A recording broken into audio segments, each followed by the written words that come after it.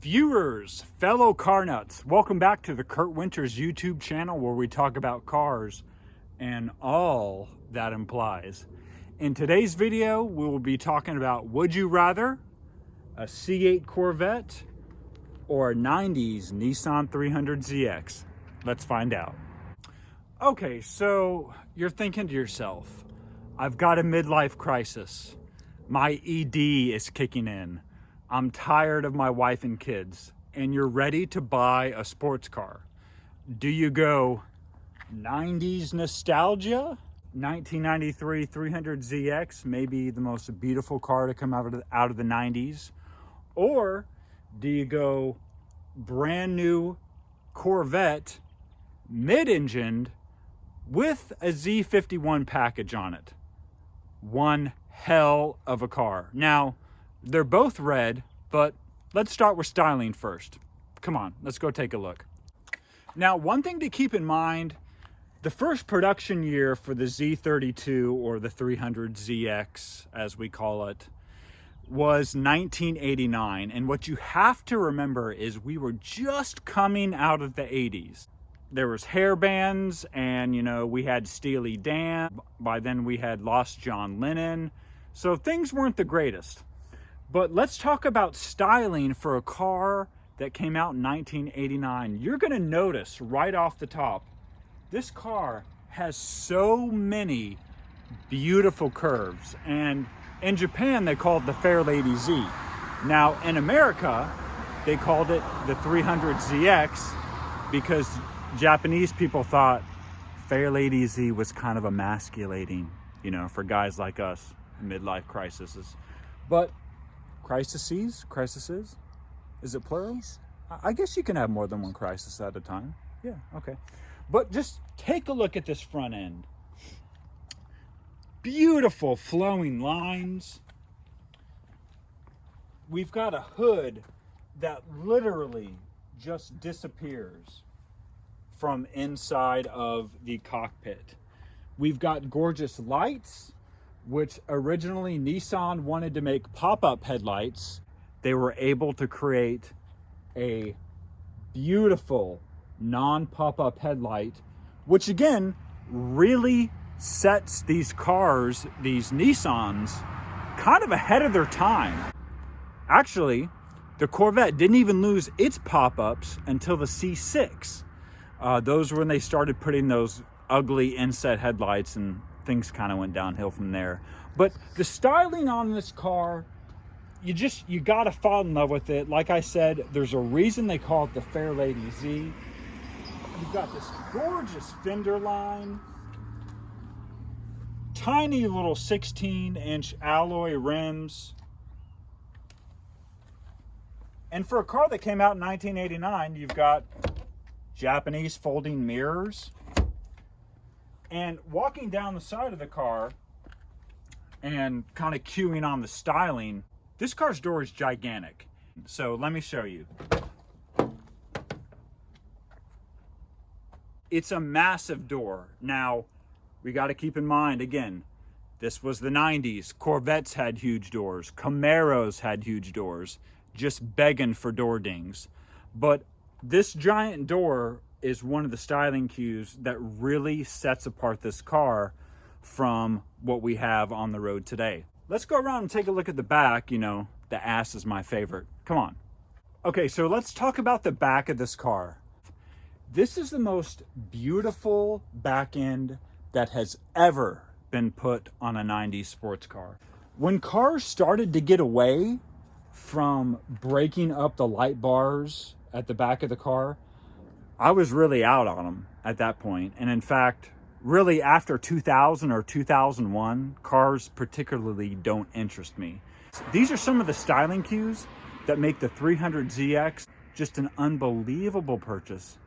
Beautiful car, and like I said, probably the most beautiful car to come out of the 90s. Now, for all my RX fans out there driving your FDs, I understand, but I'm not driving a rotary and I can't fit in an RX-7. So let's go take a look at what they're doing now over at Chevrolet with the brand new Corvette. Okay, so we all love new shiny things, red sports cars, resell red. Ooh, all my C8 fans out there. I know who you are. I've been seeing your nasty comments you've been leaving.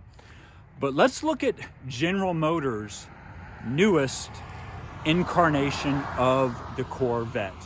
A 2020 Corvette C8 in what might be the best Corvette color.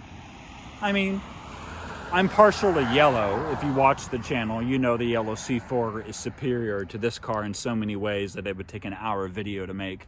But let's look at some of the styling on the front of this car. We've been waiting so long for Chevrolet to come out with a new car. And what do I mean by that? No more front engine cars. We wanted a mid-engine European design look. And when I say European, I'm saying European on my leg. But let's look at the front of this car. Immediately, it screams Lamborghini DNA.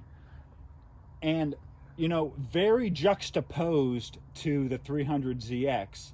Instead of very smooth, kind of curvy lines, we've got lots of angular pieces. I'd say there's about 7,000 angular pieces on the front of this car. But I mean, even the hood, I mean, was this really necessary? Did we need this many angular pieces on the hood? I don't know, but I digress. But the front of the car is very European, and I'm gonna say they nailed it. She's pretty. Now, the first C8s I saw rolling around, I was like, okay, looks too much like a Lambo, but just like a nasty fungus, it kind of grows on you over time. But the front of this car, I really do think GM nailed it. And the Italian, the Lamborghini, the Ferrari, that DNA is just woven into this car. And I'm not even talking about the mid-engine, which we're going to be getting to the drivetrain here in a little bit. But the front of this car is absolutely gorgeous. Let's talk about what I don't like, since you C8 owners are so damn sensitive about everything I say. Let's look at these mirrors. These mirrors were obviously outsourced off of a Ford 350 Super Duty. Okay, these stick way out. Now, look over here at the Nissan. Little tiny mirror. Look over here at the C8. This thing is massive. Now, I know it's made out of carbon fiber, which is expensive and fancy, and I know you've got side indicator lights here, yada, yada, yada. But seriously, GM, let's do something with those mirrors, because it's a little bit of overkill. I mean, if you think it's overkill, drop a comment, unless you're a C8 owner, because you're just gonna rip me. Let's go around to the back of the car. Remember, if you like this content, go ahead, click subscribe, and that notification bell so you can be alerted to the newest uploads. We try to upload every week, and I want to let you guys know, if it wasn't for you watching my videos, liking and subscribing, I wouldn't be able to get out here and have all kinds of shitloads of fun. So thank you so much. Now let's get back to the video. This is where things get weird on the C8. The tail lights. These look just like Camaro tail lights. Let's talk about this. What is this? Is it a bug? Is it a bat? No, it's a Stingray. But what kind of car is this? It's a Chevrolet C8 Stingray? Is that what they call it? Really? A Stingray? You couldn't just call it a Corvette C8? I mean, when I'm thinking of Stingrays, I'm thinking C2s, you know, and C3s, and, you know, the 60s and kind of muscle car era of the Stingray. I'm not thinking Stingray when I see the C8. I do like the spoiler. Now, you got to remember, for a spoiler to actually be effective, you have to be able to eat your lunch off of it. So I'm looking at this spoiler, and it kind of tapers here. So you're maybe getting a Whataburger Jr. You're definitely not getting a Big Mac, fries, a shake, and a McFlurry on here. So the McNuggets. Or McNuggets. So the spoiler's a little bit small, but you know, it is understated. It's not obnoxious like most C8 owners. So I'm gonna go ahead and give it a thumbs up. Kind of wrapping up styling, I want you guys to go ahead and drop a comment below. Do you love the ass on that beautiful Z32 1993 Nissan 300ZX? Or do you like Iron Man movies? And do you like the more aggressive back end that we've got on the C8? I mean, for me, it's a no-brainer.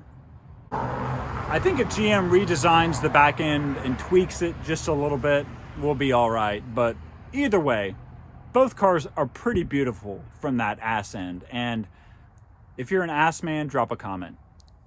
Let's talk about drivetrains, motors, not engines, for all you EV loving, tree hugging hippies out there. Don't get me wrong, I love the earth, but let's look at drivetrain. We've got a naturally aspirated, anemic 225 horsepower at the crank V6. And this car, in its convertible form, weighs in the neighborhood of 36 to 3,700 pounds, which is a heavy girl considering it has no traction control, no stability control, the most sketchy ABS that I've ever seen. It's got airbags that probably won't deploy and have been recalled by Takata. It doesn't have all the tech that you guys fill up on your cars today. So for this girl to be this heavy, that's kind of amazing. So that's definitely going to play into the driving experience, which we're not really going to get into this video. We will on down the line. But this car is very heavy. And when you're around 4,000, 5,000 RPMs, the engine's lazy. This is not a quick car. It's a very tail-happy car. You could drift it around every corner if you wanted, because again, you have no stability control and you have no traction control. But it's really heavy and relatively underpowered. Now, of course, they made these things in the twin turbos, and we all know turbo power. But it's a massive engine. But one thing that I do want you to take note of, this is a mid-engine car. The block, more than half of the block is setting behind the front and rear axles. So this was a big technological advancement for Nissan because of weight distribution. Because obviously, oh my God, what does that engine weigh? 2,000 pounds? I don't know, 30,000 pounds. The engine is super, super heavy. So you're gonna have all this weight on the front of your car and no weight in the back, which again makes it tail happy. You've got a really heavy engine and a relatively underpowered car. So she's more of a cruiser. So that's definitely something to think about if you'd rather a Nissan 300ZX or a Chevrolet C8 Corvette. Let's go take a look at the drivetrain now on that C8, and hopefully we won't be disappointed. Okay, so everybody who likes horsepower, get your car weenies going, because let's look at this 6.2 liter rear-engined V8 rip-snorting Chevrolet product. This thing is bad to the bone. Oh, I didn't see you there. I was just looking at my beautiful C8 Corvette. Guys, Chevrolet should have done this a long time ago. This engine is gorgeous. Again, that Italian DNA, I can taste it. It's like Ville Parmesan in the air. You've got this gorgeous carbon fiber bracing right here, leading into more carbon fiber vents. You've got a low, almost Pantera type mounted engine down low, perfect center of gravity, awesome for racing, going around those corners. And remember, when your weight's in the back end, as opposed to all the weight being mostly in the front of my 300ZX, these tires hook up. This car is not tail happy. You pretty much have to turn all the nannies off to even get it to slide around corners. C8 fans, I don't want to hear it, okay? But this engine is gorgeous. And I've got to say, compared to the 300ZX, this thing, she's a work of art. She's like the Mona Lisa. Gorgeous Corvette script written across the type of the engine cover. I really like more of these angular designs. This almost looks like the head of Batman or the Predator. I'm not for sure. And, oh, here we go. Here's your new Corvette flag. GM was so proud of this Corvette flag that they hid it in the engine compartment instead of putting it on the back of the car. But it is gorgeous, and I don't know if the camera's picking this up. Your rocker covers are red too, and they seem to be painted to match the body of the car. Now, C8 fans, if you know that all these rocker covers were red, drop a comment and let me know. Or let me know if they were bespoke to the color that you were getting on the car. Either way, this V8 is unbelievable. Corvette finally nailed the drivetrain, because I didn't like the C6s. The C7s looked like they were out of an X-Men movie, and they were designed by kids in kindergarten. But this car, with the engine finally in the back of the car, finally a rear engine car, little plated glass right behind you, so when that engine's revving, man, you can hear it, trust me. Gorgeous exhaust note. Of course, you get special exhaust on the Z51 package. You've got these beautiful double tips coming out instead of the asinine 1, 2, 3, 4 that they used to put in the middle. Like, you need 4 exhaust tips, just like I need 4 girlfriends. But, you know, really, the drivetrain, I'm going to give it to the C8. So now it's time for you, the viewer, to go ahead and drop a comment below. Would you rather a 1993 300ZX, or would you rather a brand new, a beautiful, a speciale 2020 Corvette C8 Z51 package? So you guys let me know. Remember, if you like this content, give me a sub, and I will see you in the next video.